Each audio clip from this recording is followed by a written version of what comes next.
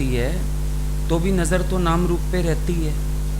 आज सब लोगों से हमारी कोई इच्छा थोड़ी है, लेकिन सरव में पेखे भगवान ये अभ्यास के बिना संभव नहीं है। जब तक हम अभ्यास नहीं करेंगे तब तक भगवत दृष्टि नहीं बनेगी। वो तो एक बाधा हो जाती है। जैसे किसी से भी कोई इच्छा हो जाए तो फिर वहाँ भगवान देखना कठिन हो जाता है। लेकिन वो अभ्यास गलत है कि हमें इच्छा पूर्ति में तो भगवान का भाव बन रहा है, लेकिन इच्छा पूर्ति ना होने में भगवान का भाव नहीं बन रहा है। पर इसका मतलब ये हुआ भगवान का भाव हमारा कहीं नहीं बन रहा है। जब इच्छा से बात देखेंगे तो भगवत भाव कहीं भी नहीं बन पाएगा, क्योंकि जहाँ भगवान का भाव है वहाँ इच्छा अनिच्छा की बात आती ही नहीं है। भगवान तो भगवान है। और दूसरी तरफ अगर देखो, जब अज्ञान में थे तो इच्छा तो भगवान से भी थी। भगवान से इच्छा नहीं करते थे, बहुत इच्छाएं थी। भगवान ऐसा कर दे, भगवान वैसा कर दे, भगवान ये क्यों कर दिया, भगवान वो क्यों कर दिया। भगवान से भी इच्छा रखे बैठे थे। लेकिन मेन यहाँ पर तत्व दृष्टि की बात है कि जब हमको सीधा परमात्मा देखने में आए, ये जो विचार से देखते हैं ना, भगवान उस बात के लिए बोल रहे थे कि जैसे पहले हमने देख लिया नौकर है, पति है, दूसरा है, फिर एकदम अपने को विचार देते हैं नहीं नहीं भगवान है, भगवान है। वो उसके लिए बोल रहे थे कि ऐसा नहीं, पर सीधी नज़र पड़े तो है ही भगवान, सीधी दृष्टि ऐसी जाए। जैसे अभी हम पैसे मांगते हैं आपसे कि अरे हम अपना पर्स घर भूल गए, जरा 500 रुपये पकड़ाओ, तो रुपए आपको सीधा पर्स पे ही हाथ जाएगा कि रुपए तो वहीं रहते हैं, सीधा ध्यान जाएगा ना। अभी आप साड़ी लेके आए, साड़ी पैकेट में है, बॉक्स में है, हम पूछते हैं साड़ी कहाँ है, ये तो रही। दिखने में लिफाफा आ रहा है, दिखने में बॉक्स आ रहा है, लेकिन आपकी नज़र कहाँ पर है कि ये साड़ी है। ऐसे भले बाहर आकार तो दिखते ही हैं, ज्ञानी को भी नज़र आएगा, आँख का धर्म है, ये तो बाहर का विषय ही देखेगी, लेकिन एक इतना निश्चय कि इस रूप में है ही भगवान। अभी समझो आपका बेटा रामलीला में पार्टिसिपेट करता है, अब वो घर ही आ गया उसी ड्रेस में, समझो हनुमान का पार्ट किया तो देरी हो गई, वहाँ पे रात को 12 बज गई, घर आ गया ऐसे क्या से मुकुट वुकुट लगा के, गदा लेके, बेल बजा दी। अब दरवाज़ा खोलते ही आप भयभीत होंगे? बिल्कुल भी नहीं होंगे। अरे बेटा तू आज ऐसे ही आ गया रामलीला से, सीधा कोई प्रणाम भी नहीं करोगे, ओहो मेरे घर हनुमान जी आ गए, मैं बूंदी ले आऊँ मैं इसको, बेटा तू ऐसे का ऐसे ही आ गया, आज चेंज नहीं करके आया। तो कितनी जगह हमारी दृष्टि डायरेक्ट जाती है ना। ऐसे हमारा भगवत भाव बनना चाहिए, सीधी नज़र जाए, ना नाम ना रूप ना कर्म ना स्वभाव, पर सीधी आंख जाए तो है ही भगवान। कभी वाइट वॉश वाले नहीं आते घर में, कॉटन का कपड़ा दे दो, अब चाहे वो आपका दुपट्टा होता है, चाहे वो साड़ी होती है, चाहे कुर्ता होता है, निकाल के दे देते हो। तत्व दृष्टि सूती है, उसको ये नहीं कहते कुर्ता ले ले, ये साड़ी ले ले, ये लो भैया ये सूती कपड़ा तुम मांग रहे थे, ये लो। बहुत सारी जगह ध्यान जा करके देखो, आपको पता चलेगा कि आप डायरेक्ट देखते हो, आपको आता है देखना, लेकिन वहाँ अभ्यास हो चुका, यहाँ थोड़ी अभ्यास की कमी है। अगर यहाँ भी हम प्रैक्टिस करेंगे तो हमारी दृष्टि ज्यों की त्यों भगवान देखेगी। और उसके लिए गुरु ने कितनी तरह से हमको समझा भी दिया। अस्ति भांति प्रिय नाम और रूप, ये 5 अंश जगत में दिखते, इनमें 3 ब्रह्म रूप हैं, जगत रूप में हैं 2 बचते। नाम रूप सब जग का ही रूप है, तू तो अस्ति भांति और प्रिय रूप है। अब गुरु ने कितना सुंदर तत्व से समझाया। अस्ति भांति और प्रिय, अस्ति माना है, भांति माना भास रहा है, प्रिय हर चीज में प्रियता का गुण। अब इसको आप भी फील करोगे कि जो चीज आपके लिए प्रिय नहीं है, किसी के लिए तो प्रिय है। कभी हम अस्थि की बात करते हैं, होनापना। अब हर चीज के साथ अस्थि का गुण लगा हुआ है। हर चीज को हम बोलते हैं है, भास भी रहा है। अच्छा, फिर प्रियता के गुण की अगर बात करें, अब आप बोलोगे विष्ठा हमें प्रिय थोड़ी है, पर सुअर को तो प्रिय है। आप बोलोगे सांप हमें प्रिय थोड़ी है, सपनी को तो प्रिय है। आप बोलोगे शेर मुझे प्रिय थोड़ी है, शेरनी को तो प्रिय है। आप बोलोगे फल का छिलका, सब्जी का छिलका मुझे प्रिय थोड़ी है, गाय को तो बहुत प्रिय है, खुश होकर खाती है वो। आप तरबूज का गूदा खा जाओगे, उसके बीज मुर्गी खा जाती है, उसको प्रिय है। जो छिलके आपने फेंके वो भैंस के काम आ जाते हैं, वो खा जाती है। अस्थि भांति प्रिय, ये तत्व का गुण हुआ। नाम और रूप जगत का रूप हुआ।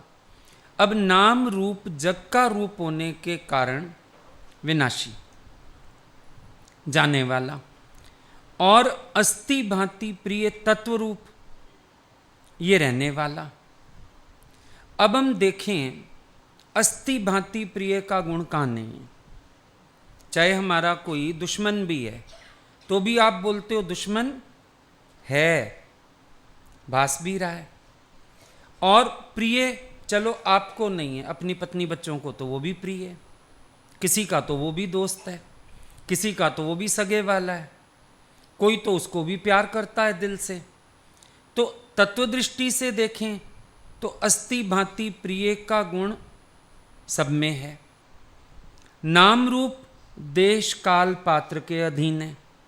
अभी शरीर यहां पर है तो आपके घर में एब्सेंट है, वहां नहीं है ना। अब यहां पर है तो चंडीगढ़ में नहीं है, चंडीगढ़ में है तो यहां नहीं है, इसकी सीमा हो गई बेचारे की। ये देश काल पात्र के अधीन है। हो सकता है किसी को अच्छा लगे इसका रूप, किसी को ना भी अच्छा लगे। अब मुर्दा पड़ा रहता है, वो चींटियों को प्यारा लग जाता है, उनका आहार बन जाता है। तो ध्यान से अगर देखोगे तो पता चलेगा शरीर में गुण, स्वभाव, कर्म, ये सारा कुछ है, लेकिन तत्व में ये सब नहीं है। तत्व के जो गुण हैं वो सर्वत्र मान्य गुण हैं। अगर मैं अमर आत्मा हूं तो आप भी अमर आत्मा हो, फिर ये सब भी अमर आत्मा है। अगर मेरा ना होता नाश है तो किसी का नाश नहीं होता है। जितना भी गुण है व्यापक स्वरूप है। भाई तत्व दृष्टि से देखो तो जहां तक जाति दृष्टि है, जहां तक फैली सृष्टि है, सर्वमम रूप है, तो सबके लिए वो भावना सिद्ध है। शरीर में हद आ गई तो इसके गुण स्वभाव सब अलग अलग हो गए। पर तत्व दृष्टि से अगर देखें, ना तू मुझसे जुदा ना मैं तुझसे जुदा, तू और नहीं मैं और नहीं। आकार बने जब सोने के, जुदा हो गए, गुण भी अलग हो गया, स्वभाव भी अलग हो गया। अब उसका भाई कोई ऐसे ही चढ़ा लिया जाएगा हाथ में कंगन है तो, पर अगर कान का है तो उसको पेच कसना पड़ेगा। उसका स्वभाव अलग हो गया, गुण भी अलग हो गया। कोई गले की शोभा, कोई हाथ की शोभा, कोई उंगली की शोभा, कोई कान की शोभा, अलग हो गया गुण और स्वभाव। पर तत्व में आ जाएं अगर, सोने का जो तत्व है उसमें कोई विभिन्नता नहीं है। जो सोना आपके हाथ में है, जो हमारे हाथ में है, जो इसके हाथ में है, तत्व से सोना एक है। अब ऐसे वेटेज भी अलग अलग है। भाई आपने कितने तोले का कंगन पहना, इसने कितने तोले का पहना। पर अगर तत्व पे आ जाए, सोना तो सोना है, फिर हम नाप तोल की बात भी नहीं करते। तो क्या आदत पड़ी है, हम ये देखते हैं इसका कंगन अच्छा कि मेरा अच्छा, ये नहीं देखते दोनों जगह कंगन ही तो पड़ा है। जब हम आकारों पे आ जाएंगे तो हमारी दृष्टि तुलनात्मक हो जाएगी। हम बार बार तौलेंगे, अच्छा बुरा ये वो सब तौलेंगे। लेकिन जब हम तत्व पे आ जाएंगे तो तौलने वाली बात ही नहीं रहती है। फिर वही बात हो गई, लौ देखोगे तो निर्विकार है, दिए देखने पे अगर आ गए तो फिर उसमें विषम भाव पैदा हो जाएगा। एक है समभाव, एक है विषम भाव। समभाव तत्व दृष्टि से होता है, विषम भाव लौकिक दृष्टि से होता है। जब हम आकारों पर नजर डालते हैं तो विषम भाव है, और जब हम तत्व पर दृष्टि डालते हैं समभाव है, क्योंकि तत्व में भेद नहीं कर पाओगे। तत्व में एक गुण है कि आप उसमें भेद नहीं कर पाओगे। अगर 10 दिए जल रहे हैं, आप लौ में भेद नहीं कर पाओगे। दियों में भेद करना आसान है, रंग का भेद हो सकता है, आकार का भेद हो सकता है, कितने मुख वाला है ये भेद हो सकता है। आकार में आते ही कई भेद खड़े हो जाएंगे, तत्व पे आते ही अभेद हो जाएगा, अभेदता सिद्ध हो जाएगी। फिर तत्व पे दृष्टि डालते ही आकार से दृष्टि हटती है। ये सबसे अच्छा गुण है कि ज्यों तत्व पे नजर गई, लौ पे नजर गई, दिया दिखना ही बंद हो जाता है। कभी आप प्रैक्टिकली करके देखिए, लौ पे आंख टिकाओ, आपको भूल जाएगा नीचे दिया कैसा है। तत्व का ये भी गुण है कि जब तत्व दृष्टि हो जाती है तो आकारों से नजर हट जाती है। कई बार हम लोग सोचते थे कि भगवान कैसे कहते हैं, मेरे को तो कोई देखने में नहीं आता है, दूजा दिखता नहीं है। हम बोलते थे दिखता है, पर अभ्यास करते करते समझ आया कि जहाँ तत्व पे दृष्टि ठहर जाती है फिर आकार से दृष्टि उठ जाती है। दिख रहा है, अगर हम ऐसे दिए की लौ देखें हाथ पे रख के, आपको लगेगा हम दिया देख रहे हैं, आप बोलोगे भी यही, आप दिया देख रहे हैं। पर ये तो मुझे पता है कि हम दिया देख रहे हैं या लौ देख रहे हैं, और क्योंकि हम लौ देख रहे हैं हमारी दिए से आँख ही हट गई है।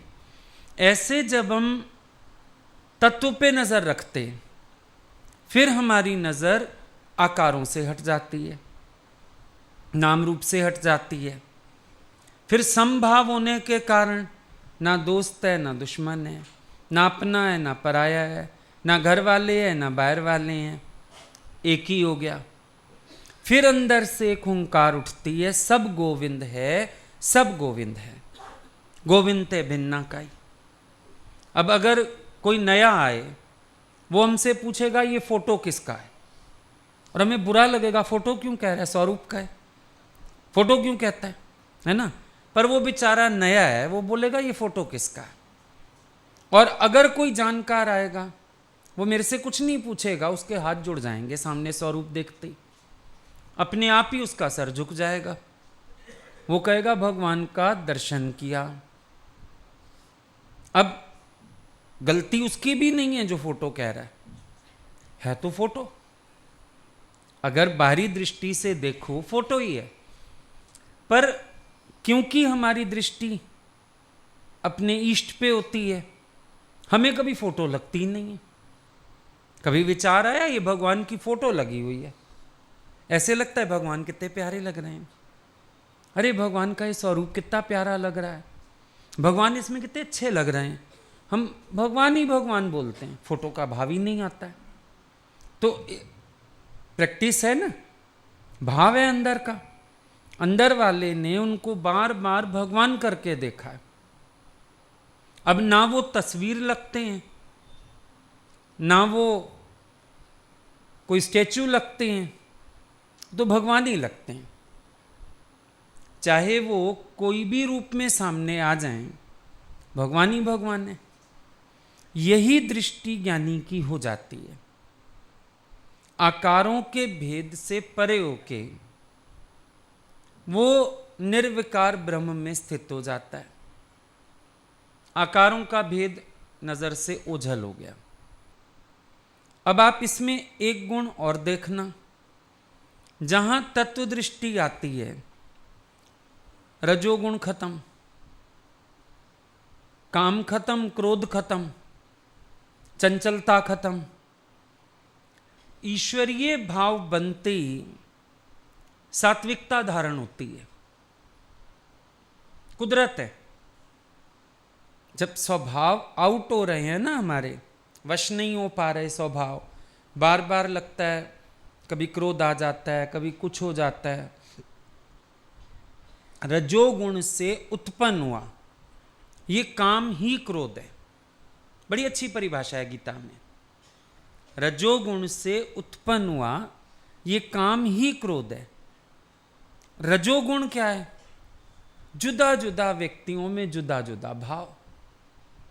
रजोगुण की सबसे बड़ी मुसीबत है, ये एक भाव रखने ही नहीं देता, ये भावों में विभिन्नता पैदा कर रहा है।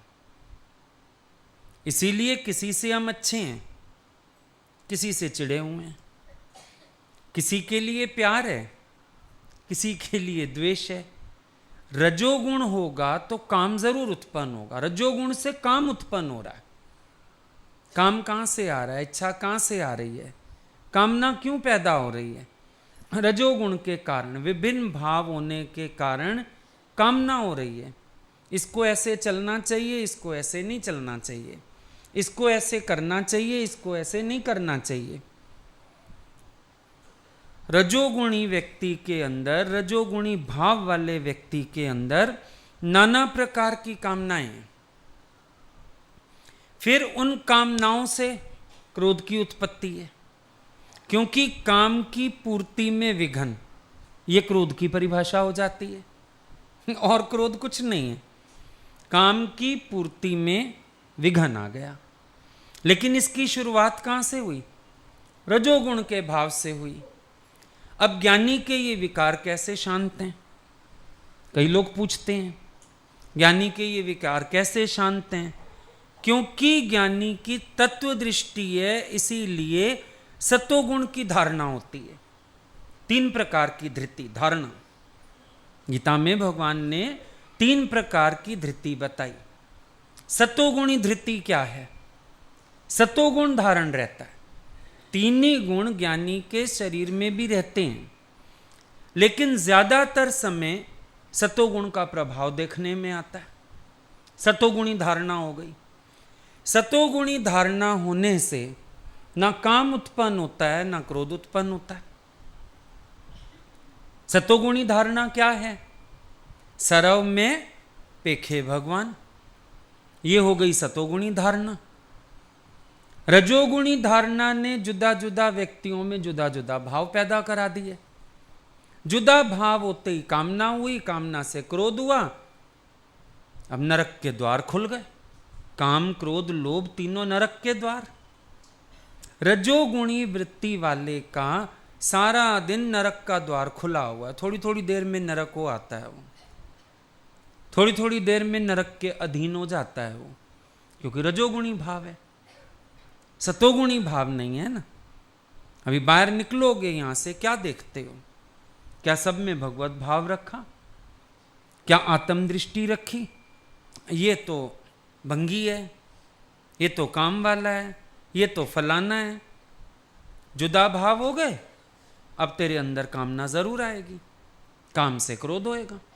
सारी जिंदगी लगे रहो, अगर तुमने भाव नहीं संवारा, काम क्रोध से छुटकारा नहीं, स्वभावों की तेजियां जाएंगी नहीं। कितनी कोशिश, मैं क्रोध नहीं करूंगा, क्रोध कहां से आ रहा है वो देखो ना। क्रोध नहीं करूंगा कहने से क्रोध थोड़ी चला जाएगा। क्रोध कामना से आ रहा है, अब कामना कहां से आ रही है? गीता इतना समाधानता वाला शास्त्र है, अगर कोई एक एक शब्द ध्यान से पढ़ ले ना, हर प्रश्न का उत्तर है। कितना क्लियर किया है भगवान ने। रजोगुण से उत्पन्न हुआ ये काम ही क्रोध है। इसका मतलब मुझे रजोगुण पे वार करना है, ना काम पे वार करना है, ना क्रोध पे वार करना है। वार तो उस पे करना है ना। अब यहां दीवार से पानी रिसने लगे, हम यहां कितना सीमेंट लगाएंगे, वो सीमेंट भी नीचे आ जाएगा। हम ढूंढने जाएंगे कौन सा पाइप लीक हो रहा है, भगवान ने सूत्र दे दिया गीता में। सब कामियों को, सब क्रोधियों को भगवान ने सूत्र दे दिया। एक क्या सूत्र दिया? रजोगुण से उत्पन्न ये काम ही क्रोध है। अब भैया रजोगुण को जीतने का प्रयास करो। रजोगुण को जीतने का साधन सतोगुण है। राजसी वृत्ति को जीतने का साधन सात्विक वृत्ति है। राजसी धारणा खत्म करने का साधन सात्विक वृत्ति है। Very simple. इसका मतलब जब मेरा भगवत भाव बनेगा तो 5 विकार मेरा पीछा छोड़ सकते हैं। अब हम लगे हुए हैं विकारों से अपने को छुड़ाने में, काम बनता ही नहीं। रोज नया नया संकल्प, बस कसम खा लिया गुस्सा नहीं करूंगा, कसम खा लिया अब अपना स्वभाव वश करूंगा, कुछ भी नहीं होने वाला। क्योंकि वो जब रजोगुण उछलेगा अंदर से, वो चंचल करेगा तुम्हारी वृत्तियों को, चंचल करेगा तुम्हारे मन को, काम पैदा करेगा वो अंदर में। और काम क्रोध को पैदा ना करे ऐसा होगा नहीं। बड़ी सीधी सिंपल बात है। तो विचारने की बात क्या हुई? भाव को शुद्ध करना, आत्मिक दृष्टि बनाना। समडिस सबखे आत्म जग खे। हमारे अभ्यास की बात क्या हुई कि हम अपने भाव को चेंज करें। भगवत भाव, भगवत दृष्टि, भगवत चिंतन। जब तक ये नहीं आएगा तब तक काम नहीं बनेगा। अब आप लगे रहोगे मैं अच्छा चलो फॉरगिव एंड फॉरगेट करता हूं, मैं ही माफी दे देता हूं। माफी कब दे रहे हो? जब गुस्सा आ रहा है किसी पे, तभी तो माफी दे रहे हो ना।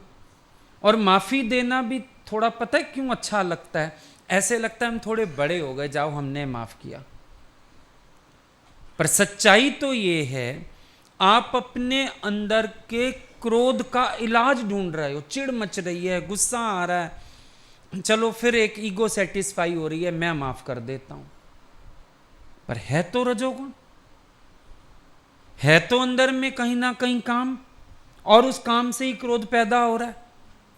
कितना रोक के भी कितना रोकोगे? पर अगर मेरी दृष्टि में परिवर्तन आ जाए, काम बन गया।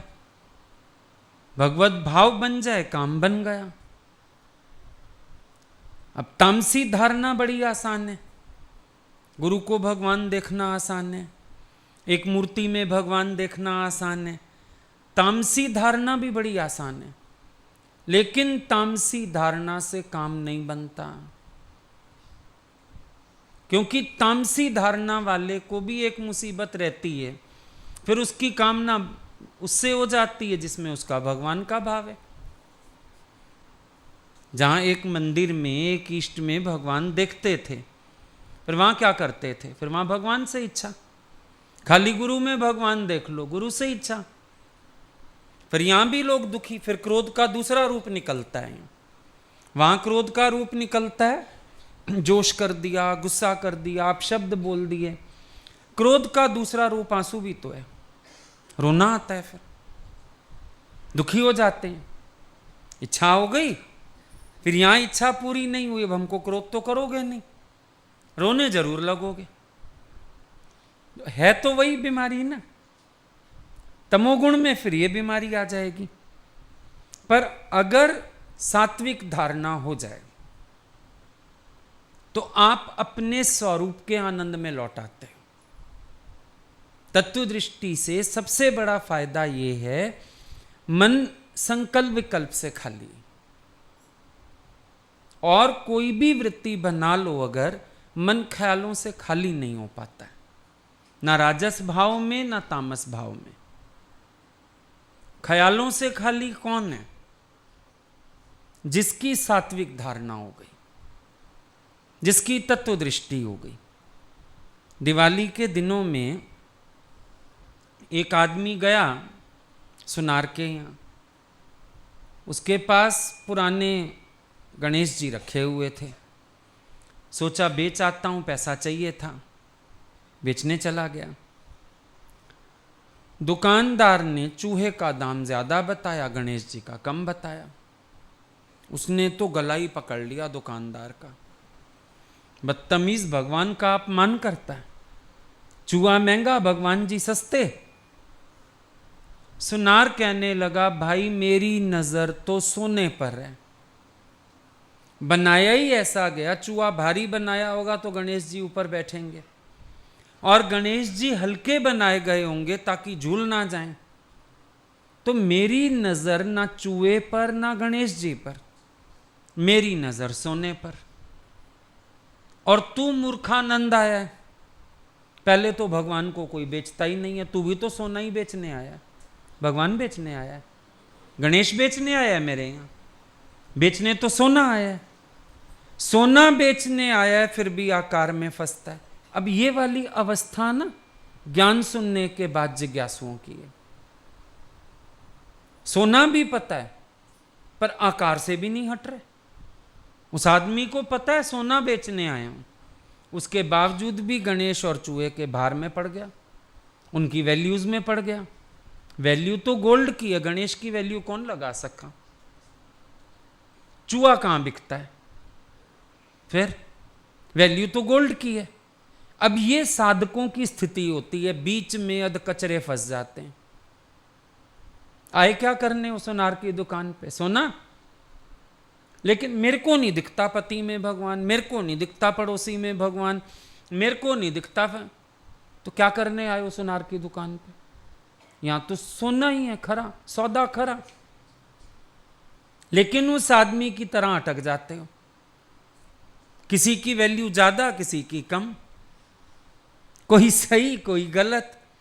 लेकिन गुरु फिर घुमा के क्या समझाता है, अरे भाई तत्व दृष्टि से देख, भूल जा सबका कर्म, भूल जा सबका स्वभाव, पर तत्व दृष्टि से देख तो तुझे पता चलेगा एक ही भगवान है, दूजा तो है ही नहीं। दूजा भाव ना हुई, द्वैत का भाव अंदर से गुम कर दो। तो ये तत्व दृष्टि धारण करना ये जरूरी वाली बात है। कोई फायदा नहीं निकलेगा अगर हम बाहर से एक एक विकार का इलाज करने की कोशिश करेंगे। फायदा कहां से निकलेगा? जब हम तत्व दृष्टि धारण करेंगे। एक नजर, वो नजर काम करने वाली है, इच्छा काम नहीं करने वाली। आज आप यहां ही आए, आपको किस में इच्छा है? किसी में नहीं है, लेकिन जरूरी तो नहीं सब में भगवत भाव बन गया। इतना हो सकता है सब हमारे प्यारे हैं तो आपको हाँ हाँ प्यारे हैं, लेकिन हो सकता है कभी किसी का कर्म अच्छा ना लगे, हो सकता है कभी किसी की बात पसंद ना आए, हो सकता है किसी के कर्म पे दृष्टि चली जाए। तो जरूरी तो नहीं ना, इच्छा नहीं है तो भगवान ही दिख रहा है हमें। भगवान देखने के लिए प्रयास करना पड़ेगा, क्योंकि हमारी नजर आकारों पे अटक चुकी है। अब नजर को वहां से हटाना पड़ेगा। जब तक वहां से नजर नहीं हटेगी काम नहीं बन पाएगा। नजर हटा लें। क्यों भगवान कहते हैं सबसे मन हटा के मेरे में मन रख? लोगों ने सोचा भगवान का मतलब है कृष्ण जी में मन रखो ना। सबसे मन हटाकर, सबके नाम रूप से आकार से मन हटाकर, मैं जो सबका सुहृद आत्मा हूं मुझ में मन रख। हम गीता गलत पढ़ गए। सबने सोचा कृष्ण जी कह रहे हैं मेरे में मन रख, चलो भैया सबसे मन निकालो कृष्ण जी में रखो। आप ये सोचो शुरू में गुरु ने अपने में भी मन आपको रखवा दिया, उसके बाद डंडे मार के भी आपका मन आप में रखवाता है। अपना मूल पछाण, मेरे पीछे क्यों पड़ा? तो कृष्ण जी क्या गलत गीता बोल गए? कृष्ण जी क्या ये सुना गए कि सबसे मन निकाल के मेरे में रख लो? नहीं, वो कहते हैं मैं जो सर्वत्र व्याप्त हूं। वो अपनी परिभाषा, अपनी पहचान क्या दे रहे हैं? एक बार हम ये भी तो सोचें, कृष्ण जी अपनी पहचान क्या दे रहे हैं? भाई वो अपनी पहचान ये दे रहे हैं कि मैं ही व्यापक स्वरूप हूं, मेरे में मन रख माना। अब रास्ते में देखो चेन स्नेचर्स होते हैं, बाइक पे आते हैं, चेन खींच के भाग गए। उनकी नजर किस पे है? उनकी नजर इस पे नहीं है बुढ़ी है जवान है कौन है, उनकी नजर है सबके गले में पड़े सोने पर। जहां उनको सोने की चेन नजर आ जाती है झपट्टा मार के भाग जाते हैं। देखो उनका भी कितना अच्छा प्रैक्टिस है, सोने के अलावा हाथ नहीं मारते। आप आर्टिफिशियल पहन के चल रहे हो, आपके नजदीक से भी गुजर जाएंगे, कुछ नहीं कहेंगे, पर जहां सोना मिलेगा झपटे बिना रहेंगे नहीं। बस भगवान का मतलब यही है गीता में कि मैं सर्वत्र व्याप्त हूं, मेरे में मन रखो। मतलब इसमें भी जो मैं हूं उसमें मन रख, इसमें भी जो मैं हूं उसमें मन रख, इसमें भी जो मैं हूं उसमें मन रख। मना घूम फिर के वो कहते हैं तत्व दृष्टि। धारण करने वाले पे निगाह रखो। बाकी कृष्ण जी अपने में मन रखवा के क्या करेंगे? किसी का क्या करेंगे मन रखवा के? वो तो किसी को जानते नहीं, स्त्री का मुंह नहीं देखा उन्होंने, किसी पुरुष को वो जानते नहीं, किसी स्त्री का मुंह नहीं देखा उन्होंने, फिर हम सबका मन अपने में रखवा के क्या करेंगे? जब वो अपने में मन रखने को कहते हैं, वो शरीर की बात नहीं कर रहे हैं,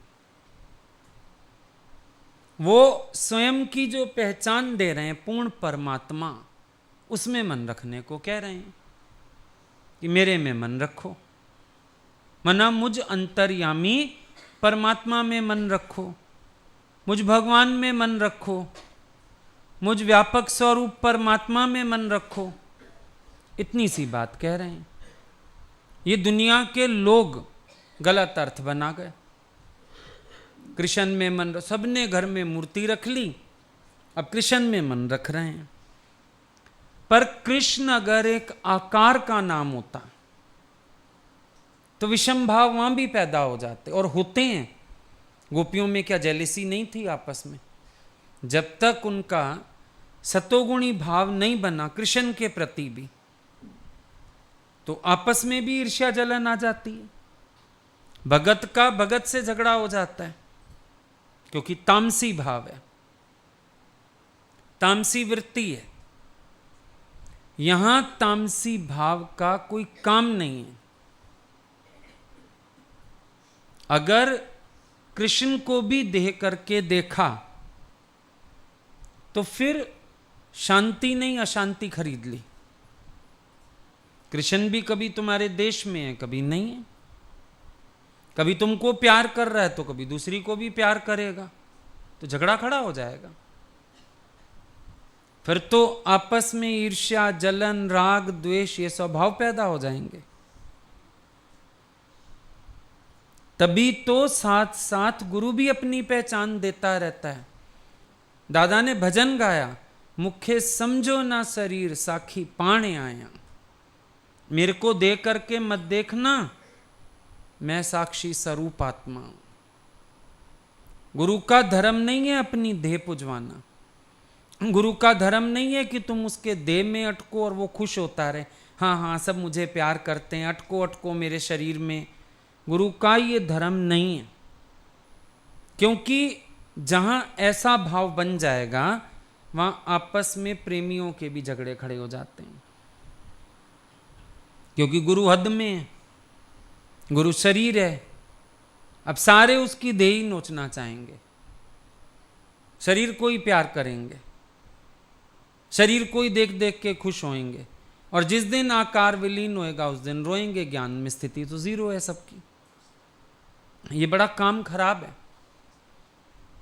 गुरु का धर्म नहीं है तुम्हें अपनी देह का आधार देना, वो निश्चय कराता जाता है तुम्हें साथ साथ कि मेरे को भी देह करके मत देखो। गुरु नानक साहब ने निश्चय कराया सबको, हमको जो परमेश उचरही से जन नरक जून में पढ़ही। अरे हमको जो परमेश मतलब मेरी देह को परमेश्वर माना, से जन नरक जून में पढ़ही। उधर से कहता है गुरु को मानस जानते जन्म जन्म वो स्वान। गुरु को तत्व जानो, मानुष नहीं जानो, कुत्ता बनेगा जन्म जन्म तक अगर गुरु को देह करके जाना। इसीलिए गुरु आपकी अपनी देह से भी वृत्ति हटाता है, नहीं तो कंपटीशन ही इन्हीं चीजों का हो जाएगा। कौन सेवा करे, कौन खिलाए, कौन साथ चले, कौन प्यारा बने, मुसीबत खड़ी हो जाएगी। गुरु अपनी देह से भी आपका मन हटाता है, तभी तो सतोगुणी भाव बनेगा। वो बताया ना, एक बार बुद्ध के आश्रम में बुद्ध के जाने के बाद शिष्यों के आपस में काफी तनाव हो गए, झगड़े हो गए। जो बड़े उनके गुरुजी थे वो ज्यादातर ध्यान में रहते थे, जो संभालता था आश्रम बड़ा परेशान। गया गुरुजी ध्यान में बैठा रहा, इंतजार किया। गुरुजी का ध्यान टूटा, आंख खुली, उसने सारा दुखड़ा रोया। गुरुजी ने एक सेंटेंस बोला, तुम सब में एक बुद्ध है। अब ये तो बहुत परेशान हो गया, हम सब में एक बुद्ध है। अरे बाबा, पता नहीं कौन किसका अपमान कर रहा है, निरादर कर रहा है, क्या हो रहा है। जल्दी मीटिंग बुलाई और गुरुजी का फरमान कह सुनाया। उन्होंने कहा है हम सब में एक बुद्ध है। सारे पलटा खा गए, कोई जोर से ना बोले, कोई किसी को आज्ञा ना करे कोई काम करने की, भैया पता नहीं यही वाला बुद्ध हो, पता नहीं यही वाला बुद्ध हो। कुछ समय बाद लौटा वो गुरुजी के पास मैनेजर जो था। उन्होंने बोला अभी कैसा हाल चाल? कहता इतना अच्छा माहौल हो गया, इतना अच्छा माहौल हो गया, कल्पना से परे। पर आप ये तो बता दीजिए बुद्ध कौन है? बोला मैंने तो यही कहा था तुम सब में एक एक बुद्ध है, बुद्ध रूप ही तो हो। अब जब तुमने एक दूसरे में बुद्ध का दर्शन किया, तुम्हारी सबके स्वभाव चले गए कि नहीं? ये युक्ति थी मेरी, और यही युक्ति है ज्ञान की। जब तत्व रूप से गुरु को सब में जानोगे तो राग द्वेष का संसार रहेगा ही नहीं। कहां से आएगा? युक्ति करनी है। ये एक एक में वही ब्रह्म तो है, हर एक ब्रह्म स्वरूप है। बस आप अपनी वृत्ति बनाओ, सारे रोग मिट जाएंगे। कोई रोग बचेगा नहीं जो आपको उलझाए। फिर सीधी नजर बना लो, ऐसी अपनी दृष्टि बना लो, सारे रोग मिट जाएंगे। गुरु नजर नुरानी कौन सी देता है? यही नजर तो देता है। मैं ही तो हूं। बताया ना मैंने, भगवान को आके एक ने शिकायत की, वो कौन होती हैं बोलने वाली? बड़े मजे से बोलते हैं, वो भगवान होती हैं। उधर भी तो मैं बैठा हूं, तुम फिर भूल गए मुझे देखना। अगर गुरु को हम भगवान कहते हैं, भगवान माना ऑल परवेडिंग, भगवान माना ओमनी प्रेजेंट, भगवान माना सर्वत्र व्यापक, तो फिर गुरु कहां नहीं है? किसमें नहीं है? सबना जिया का एक कोई धाता। अच्छा, एक तो निराकार हुआ, सबको धारण करने वाला। यहां जितने बैठे हैं सबको किसने धारण किया? एक गुरु के प्यार ने तो धारण किया हुआ है। तो सबना जिया का एक कोई धाता, हर एक घट में उसी का प्यार है। एक गलती करी रुक्मणी ने, राधा को गर्म दूध पिलाया, भूल गई भगवान के चरण राधा के हृदय में रहते हैं। अब हम यहां देखें, सब किसके ध्यान में रहते हैं? जिसके पास मर्जी बैठ जाओ, किसके ध्यान में रहते हैं? कोई किसी शहर से आता है, आप किसी से मिलते हो, किसी से बैठते हो, सब कौन सी बातें करते हैं? आपको पता चलता है इच्छा ये भी भगवान के प्यार से जी रहा है, ये भी कौन हुआ धारण करने वाला? ज्यों माला में सूत, कोई कोई जाने रे। जैसे सूत की मणियां सूत में पिरोई हुई हूं, तो सबना जिया का एक को धाता समझना भी कितना आसान हो गया। सारे सोने के गहनों को धारण करने वाला सोना एक। अभी हम सारे अपना अपना गोल्ड का सामान एक जगह रखें, अब चाहे वो आपका कंगन है, चाहे वो इसकी चूड़ी है, चाहे वो किसी की अंगूठी है, धारण करने वाला सोना एक है। बस ये आकार नजर आ रहे हैं ना, धारण करने वाला एक है। इतनी आसान सी बात है जिसको हम मुश्किल कर लेते हैं। इतनी आसान बात है। एक ही आटा गूंथते हो, किसी को रोटी देते हो, किसी को परांठा देते हो, थोड़ा घी और वो करके पूड़ी बना लेते हो उसी की। कोई तंदूरी रोटी खाता है तो कोई तवे की खाता है, आटा तो एक ही गूथा। आलू तो एक से ही उबले, कुछ की सब्जी बन गई, कुछ के परांठे बन गए, कोई सूखे बन गए, कोई रसे वाले बन गए, किसी की टिक्की बन गई। एक ही आलू की ढेर वैरायटी हो गई। लेकिन फिर भी आलू तो सब में एक है। किसी में जल का अंश बढ़ा, किसी में घी का अंश बढ़ा। कोई तवे पे सिका तो कोई कढ़ाई में जा सिका, लेकिन आलू तो एक ही है। अब बाहर से गुण, स्वभाव, कर्म सब अलग हो गया, तत्व से देखो तो सब एक है। ये नजर, ये अंदर के काम क्रोध के स्वभाव को तो मिटा देगी, पर यह जरूरी नहीं काम क्रोध मिट जाएगा तो आपको भगवान ही दिखने लगेगा। हां, ऐसी जगह हो सकता है जैसे अब स्त्री पुरुष का संबंध है, भाई वहां पर भगवान देखना ऐसे बड़ा कठिन है जब तक पवित्रता ना आ जाए।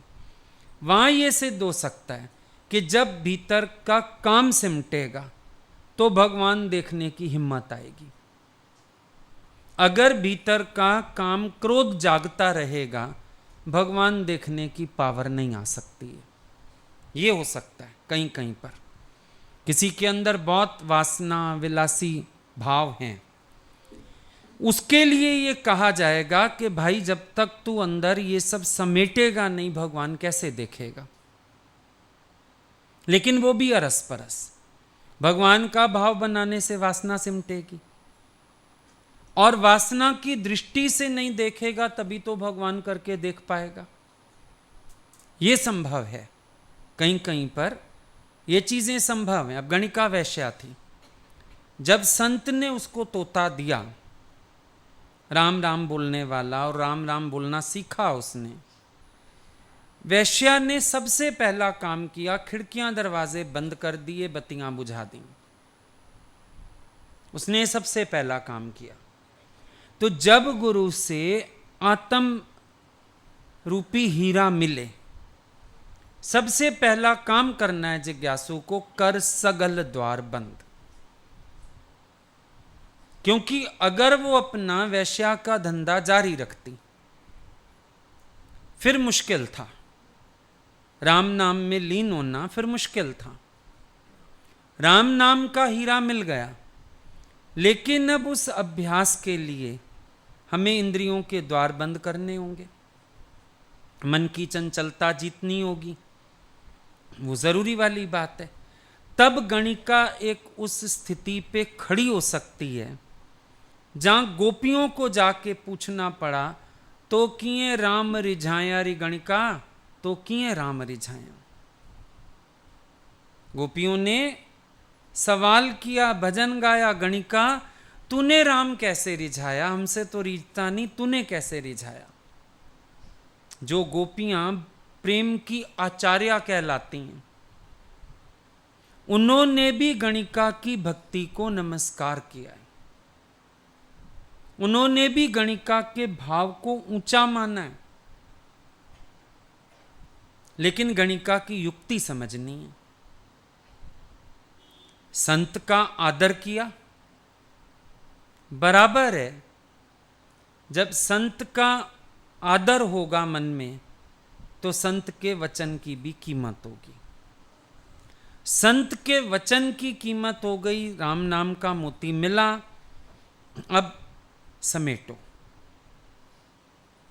क्योंकि ये जो राम नाम का मोती है, ये जो राम नाम है अपने आप में, ये शुद्ध हृदय में तो टिकता है, जैसे शेरनी का दूध सोने के बर्तन में टिकेगा वरना फट जाएगा। ऐसे ये मिल जाता है हीरा, लेकिन इस हीरे की चमक बनाए रखने के लिए आपको अपने मन इंद्रियों पर संयम बहुत करना पड़ता है, स्ट्रांग होना पड़ेगा इन मामलों में। तो गणिका ने गरिमा बढ़ाई राम नाम की। सबसे पहला काम किया, खिड़कियां दरवाजे बंद, बत्तियां बुझा दी। भाई वैश्या के घर का दरवाजा खुला रहता है तब तो कोई ग्राहक आएगा। बत्तियां जल रही हैं मतलब अंदर रौनक है, लेकिन बत्तियां बुझ गई, दरवाजे बंद हो गए, मतलब आज व्यापार नहीं हो रहा। अंदर जो देव व्यापार चलता है वो नहीं हो रहा। हमें आत्मा में खड़े होना है, सर्वत्र भगवान देखना है, अपनी स्थिति पक्की करनी है। दैहिक वृत्तियों का व्यापार समेटना पड़ेगा। इंद्रियां क्या करती हैं? विषयों में तो जा उलझती हैं। दैहिक वृत्तियों का व्यापार है। आकारों में वर्तते हैं, नाम रूप में वर्तते हैं। वैश्या को हम गंदा कह रहे हैं, पर देह का व्यापार हम नहीं करते सारा दिन। क्या देखते हो? ना शरीर ही तो देखते। किसी को अच्छा देखते हो, किसको बुरा देखते हो, कभी मांस तौलते हो, ये मोटा ये पतला, कसाई भी बन जाते हो। सारा दिन दैहिक व्यापार ही तो चल रहा है। कौन आत्मिक व्यापार चल रहा है बताओ जरा? दैहिक व्यापार चल रहा है ना, शरीर का बात चल रही है। अब बत्तियां बुझा दो, ये वाली, द्वार बंद कर दो, ये वाले, आंख कान मुख मूंद के नाम निरंजन ले। संत आंख बंद करके समाधि लगा के क्या करते हैं? एक पाठ पढ़ाते हैं अपने को, है ही भगवान, आंख खोलूं तो भगवान दिखे। ये थोड़ी कि वो किसी दूर भगवान को पुकार रहे हैं। तो आपका अनुमान है। अब डॉक्टर ने आपकी आंख का ऑपरेशन किया, अब ऑपरेशन किया, कहता है अच्छा दिखेगा, पर पहले दिन तो पट्टी बांध दी, दूसरे दिन खोली ना पट्टी। अब पट्टी खोली तो ऑपरेशन हो चुका, आंख साफ हो गई, लेंस जल चुका, अब अच्छा अच्छा दिख रहा है। तो एक बार तो आंख कान मुख मूंदना ही पड़ता है, समाधि लगानी ही पड़ती है। सबको लगा हम बड़े अच्छे हैं, हम समाधि नहीं लगाते। संत तो संत कोई पाप कर रहा है समाधि लगा के? नहीं, आंख का ऑपरेशन करवाया है गुरु से, अब बंद करके पक्का कर रहा है कि आंख खुले तो बस भगवान दिखे। ऑपरेशन के बाद पट्टी करके भाई आंख का जख्म जरा ठीक हो आए, अब आंख खुले तो बस सीधा सीधा अच्छा अच्छा साफ साफ देखे, ना मैल ना खून ना धब्बा, कुछ नहीं, सीधा भगवान दिखे। तो क्या गलती कर दी संत ने आंख बंद करके?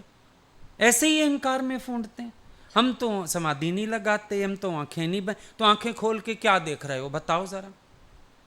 तुमसे तो अच्छा है ना आंख बंद करके जगत देख तो नहीं रहा। तो तुम्हें नहीं पक्का होता, थोड़ी देर आंख बंद करके पक्का कर लो, ताकि आंख खोलो तो भगवान देखो। क्या हर्ज है उसमें भी? तो ये देह व्यापार बंद तो करना पड़ता है।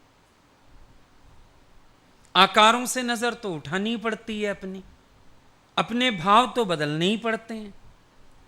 बहुत अच्छा है,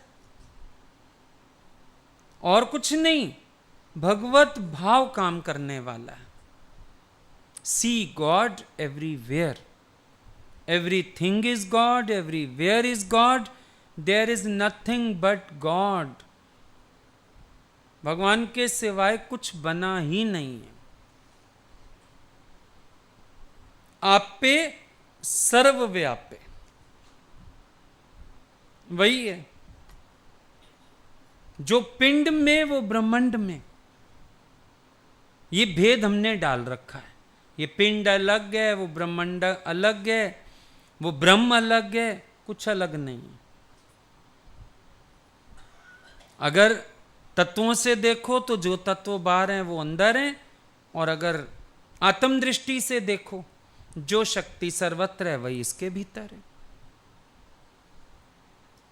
इतनी सी बात है, ज्यादा बड़ी बात नहीं, लेकिन विचार की कमी है। इसीलिए एक एक विकार से नहीं हटो, पर सीधी तत्व दृष्टि बनाओ। देखो, कामना होती है दूसरे से, क्रोध आता है दूसरे पे, लोभ होता है अपने से अलग चीज पे, मोह होता है दूसरे से, अहंकार दूसरे से। सारे विकार किस में हुए? द्वैत में। पर अगर आपकी आत्म दृष्टि हो गई, कौन सा विकार होगा? भगवान से कौन सी कामना होगी? भगवान से कौन सा क्रोध करोगे? भगवान से कौन सा अहंकार करोगे? कुछ भी नहीं। आत्म दृष्टि सबसे अच्छी है। कहीं भी ना भाव गलत होगा तो ना शब्द गलत होगा तो ना कर्म गलत होगा, भगवान देखने से, आत्म भाव रखने से, भगवत दृष्टि बनाने से कुछ भी गलत नहीं होगा। लेकिन जब हम भूल जाते हैं ना भगवान देखना, तो हम मन की किसी ना किसी नई माया के ही अधीन हो जाते हैं। रहते बड़े स्तर के हैं, लेकिन किसी ना किसी नई माया का गुलाम हमको मन बना डालता है। तो इससे बचने का साधन है भगवान देखो, इससे बचने का साधन है आत्मिक दृष्टि बनाओ। चम दृष्टि नहीं, दम दृष्टि। पहले चम दृष्टि बना के बैठे थे, सबका चमड़ा देखते थे, अभी दम दृष्टि बना लो।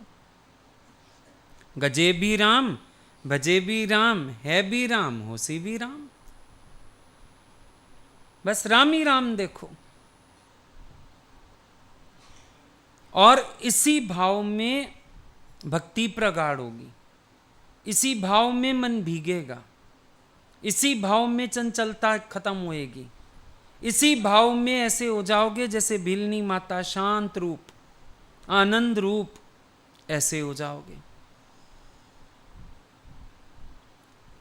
ऐसे सारा दिन जहां आंख जाए, यहां भी तू, यहां भी तू, यहां भी तू, जित्ते कित्ते आही भी तू, जित्ते कित्ते वसी भी तू। कितना अच्छा भाव है। अगर आपको अभी कहीं हिल्स पे ले जाएं, भाई वहां गुलाब के फूल लगे हैं, गुलाब ही गुलाब, मजा आ जाता है देख के। कहीं रास्ते में जाओ, सेब ही सेब, आम ही आम, जो भी सीजन होता है, या पेड़ों पे कोई फल फूल ऐसा लगा रहता है, कितना आनंद होता है देख के एक ही चीज को, एक ही वैरायटी को। जब एक ही भगवान देखोगे, सोचो आनंद कैसा होगा। विचार के देखो आनंद कैसा होगा, कितना अच्छा लगेगा कि भगवान ही भगवान, भगवान ही भगवान, अरे दूसरा है ही नहीं। वाह भाई वाह, मजा आ गया। मौज पई अच्छे सज्जन, मौज पई अच्छे। भगवान बोलते थे ना, आम की सीजन में आम दिखता है, सेब की सीजन में सेब दिखता है। गुरु के मिलने के बाद भगवान की सीजन आ जानी चाहिए, भगवान ही भगवान देखने में आए। तो फिर देखो, आनंद उसको कहेंगे। अभी तो खाली चख रहे हैं जरा जरा, कभी कभी भाव बनता है, चख लेते हैं, फिर हम बोलते हैं स्थिति हो गई। अभी नहीं, अभी चलना है आगे, अभी प्रैक्टिस की जरूरत है, मेहनत की जरूरत है, अपने को बनाने की जरूरत है। रोज प्रार्थना करो, ऐसी निगाह बना दे तुझे हर जगह मैं पाऊं। भगवान मेरी ऐसी निगाह बना दो मैं हर जगह तुम्हें पाऊं और कुछ ना देखूं तुम्हारे सिवाय, सिर्फ तुम्हें जहां तहां देखूं, अपने हर कार्य में भी तेरी झलक देखूं, सब में भी तेरी झलक देखूं, जड़ चेतन में तुझे देख के मैं अंदर अंदर मिट जाऊं, झुक जाऊं, गवा लूं अपने को, गुम कर लूं अपने आप को, और तुम ही तुम रह जाओ। तू भी तू बन, मैं भी तू बन, तुझ में खुद को समाऊं रे प्रीतम, ऐसे तुमको पाऊं। कैसे तुमको पाऊं रे प्रीतम, कैसे तुमको रिझाऊं, भजन है। कैसे तुमको पाऊं रे प्रीतम, कैसे तुमको रिझाऊं। तो कहता है तू भी तू बन, मैं भी तू बन, तुझ में खुद को समाऊं रे प्रीतम, ऐसे तुमको पाऊं। ये तरीका है तुमको पाने का कि तुम तो तुम हो ही, पर मैं भी तुम हो जाऊं, मैं अपनी हस्ती भूल जाऊं।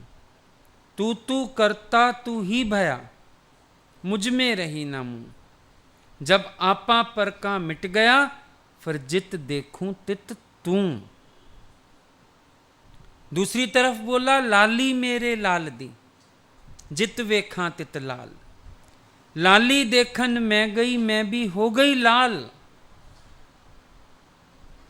आए तो देखने, लेकिन देखने तक ना रह जाओ, वही सेम भाव अपना बना पाओ, वही सेम दृष्टि अपनी बना पाओ, वही नजर अपनी बना पाओ। मजा इस बात में ज्यादा है। देख के तो बहुत वापस गए, मच्छर को भेजो कहेगा हाँ हाँ बत्ती जल रही है, पर परवाना होगा तो वो वापस नहीं आएगा बताने, जल के मर जाएगा। तो लाली मेरे लाल दी, और जित वेख्या तित लाल। मेरे भगवान की, मेरे इष्ट की, मेरे प्रीतम की लाली कैसी है कि जित वेख्या तित लाल, उसी का नूर दिखा सब में। लाली वेखण में गई, शौक चढ़ा था लाली देखने का, पर मैं भी हो गई लाल। मैं खुद वही रूप हो गई, मेरी मैं ना बची अब। जो भी आया बिक गया मोहन तेरी दरबार में, भेद कुछ ना रह गया है बिकने और खरीदार में। ये अभेद भक्ति, अव्यभिचारिणी भक्ति योग है, जिसमें मेरे आप सहित सारा संसार एक इष्ट का रूप हो जाता है। मेरे सहित, ये नहीं मैं अलग रह जाऊं, फिर मेरे सहित सब एक ही गोविंद हो गया, सब एक ही है, अब दूजा कोई नहीं है, अब अलग कोई नहीं है। बर्फ, इसका कौन सा टुकड़ा है जहां जल नहीं है? या हम पूछें बर्फ में जल कहां है? ओत प्रोत। ऐसे भावना हो, ये पूरा जगत मुझे कैसा दिखाई पड़े, ईश्वर से ओत प्रोत, भरपूर, बर्फ में जल के सदृश ये नजर हो जाए। इसके लिए प्रैक्टिस करना है। बाकी तो अगर हम इच्छा हटा भी लेंगे तो भी जरूरी नहीं भगवान दिखे। हां, भगवान देख लोगे पक्का इच्छा नहीं होगी, पर इच्छा ना रखो तो भगवान दिखाना फिर भी पड़ेगा मन को। किसी ने गाया रे मन ऐसो कर सन्यासा, दादाजी मुस्कुरा पड़े, बोला मन सन्यास ले लेता तो झगड़ा ही क्या था, मन को सन्यास दिलाना पड़ता है। ऐसे बुद्धि तक ये पता होने के बावजूद भी कि भगवान ही भगवान है, फिर भी इसको अभ्यास में लाना पड़ता है। प्रैक्टिस जरूरी है, मेहनत जरूरी है। शुरू में दिखाना पड़ेगा भगवान, रट लगानी पड़ेगी, माला फेरनी पड़ेगी, यही भगवान, यही भगवान, यही भगवान। पर फिर आगे चल के अभ्यास हो जाएगा कि भगवान नहीं है, दूसरा कुछ नहीं। ठीक।